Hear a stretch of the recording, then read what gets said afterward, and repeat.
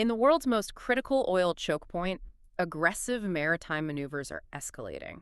It's turning the high seas into really a zero-sum game of economic warfare between the U.S. and Iran. Welcome to the deep dive. We're diving into a cycle of confrontation that is anything but random. What we've just seen, these tanker seizures happening over just a couple of days, is a very calculated, direct exchange. It's strategic statecraft. Exactly. It shows that the most intense conflict right now is being fought on the waves, not necessarily on the battlefield.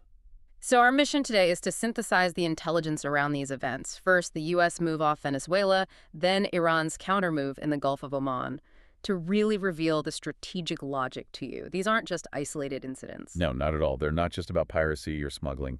These are geopolitical chess moves, and they directly threaten global energy stability. And to really understand the stakes, we have to start with the geography. Well, you have to. When we talk about the Gulf of Oman and the Strait of Hormuz, we're discussing what is basically the geopolitical artery of the global economy. It's a huge number. Something like 20% of the world's oil flows through there. Roughly 20%. Yeah. So any disruption there is immediate, it's visceral, and it's felt everywhere, from insurance markets all the way to the price you're paying at the pump. Okay, so let's unpack the catalyst.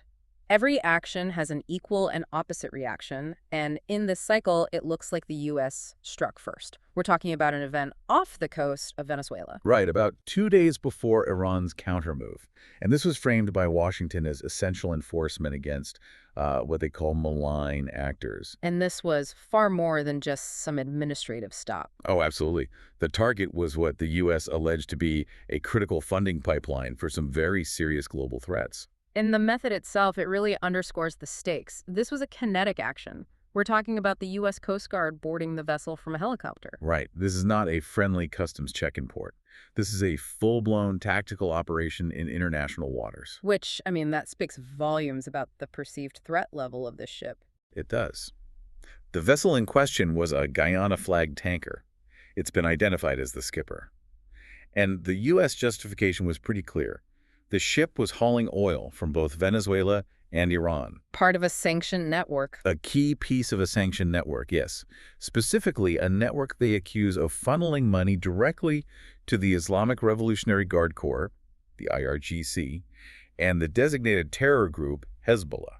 So if that's true, the U.S. is essentially shutting down a criminal banking branch on the water. It's not just about, avoiding taxes. It's about crippling the economic lifeblood for these organizations. That is precisely the enforcement priority. And these networks, they go to incredible lengths to hide what they're doing. Right. I saw that market intelligence indicated this vessel was doing something called spoofing. Yeah, spoofing. It means they're actively hiding or, manipulating their location data, Yeah. The signal from their automatic identification system, or AIS. So they were literally trying to vanish from the radar. They were. For over 80 days across the last 2 years, according to the tracking data. So they were actively and deliberately evading international detection to move this illicit oil. And that consistent evasion, that's what gave the U.S. the grounds to intercept them. It's the technical justification, yes. It links the vessel to systematic, intentional sanction violations. So what were the immediate consequences of this, beyond just seizing the ship? Well, domestically, the plan was for the tanker to dock in Galveston, Texas. The crew was reportedly going to be released, but the reaction abroad was immediate. I can imagine. Venezuela's government, of course, condemned it in the strongest possible terms. They called it blatant theft and international piracy. But the real ripple effect was in the shipping industry. The money. The money. Global insurance premiums for any vessel operating near Venezuela or the Persian Gulf, Right. they ticked up instantly. The market understood this was a strategic signal, not just some administrative issue. So the U.S. creates this economic pain, this friction, by seizing the asset, and the market immediately prices in that risk. And that signal brings us right back to the Persian Gulf. Absolutely. It confirms the tit-for-tat cycle. The Iranian response was incredibly rapid. Just 2 days later, they execute their countermove. Seizing a foreign tanker in the Gulf of Oman. And the target was significant. We're talking about a massive amount of fuel. 6 million liters of diesel fuel. It's a staggering amount. And while the cargo is a huge commercial loss, it's the human element that gets weaponized here. The crew. The crew. They detained 18 crew members. Nationals from India, Sri Lanka, Bangladesh. These people instantly become pawns. They become leverage in Iran's geopolitical game. But of course, Iran didn't frame it as retaliation. So what was their official story?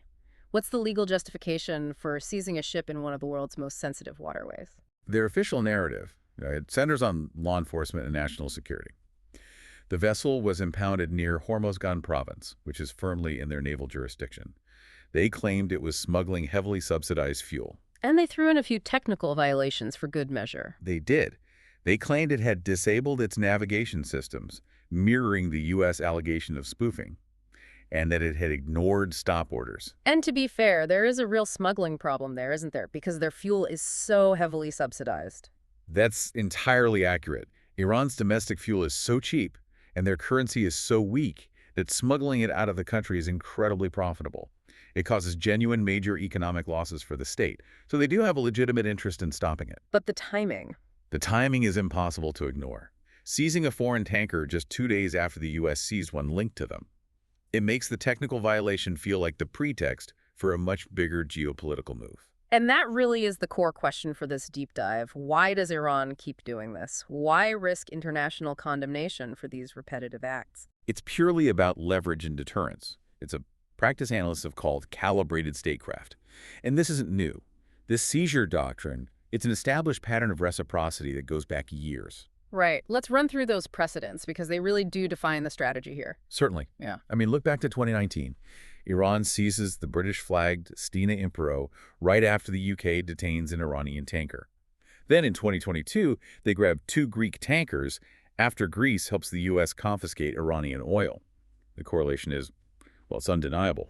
And even more recently, that seizure of the St. Nicholas in early 2024. That was explicitly framed as payback, wasn't it?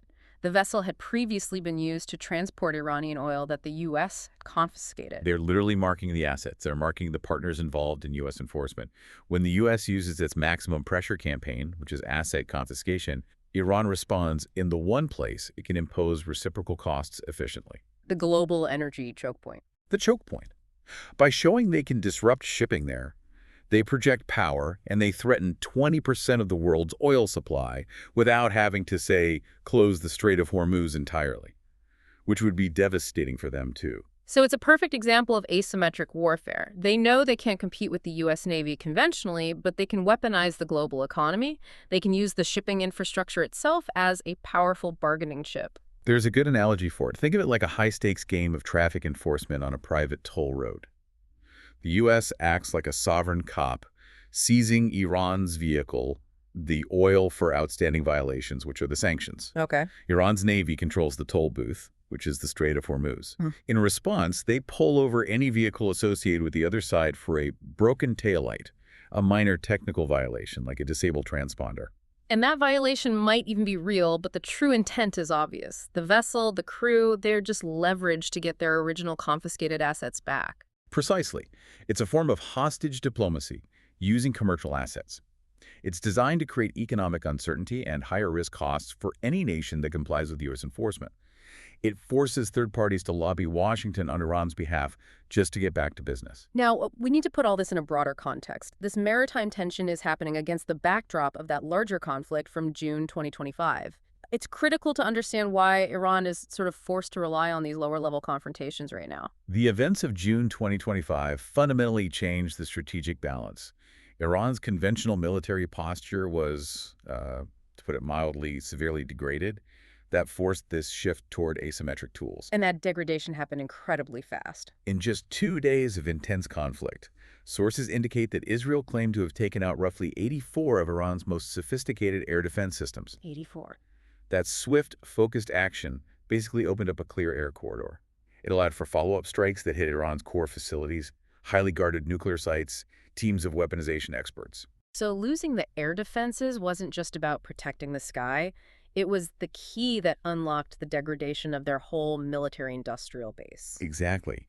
The image Iran had built of itself as this dominant regional power was, at least for now, shattered.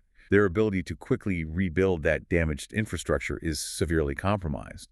So they have to pivot. They have to focus their efforts on these campaigns between wars. And ship seizures are the lowest risk, highest leverage option they have left. It seems so.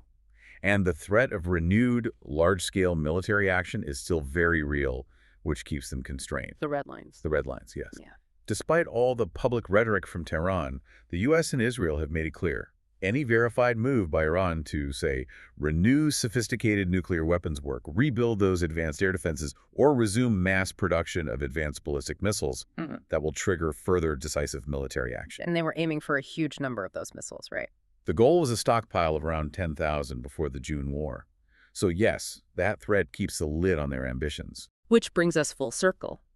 These kinetic maritime seizures, threatening the global energy supply, are Iran's way of showing resolve and maintaining leverage when its core military capability is compromised and under intense scrutiny. It's their way of imposing costs. They're saying, you will pay a price for every single asset you seize from us.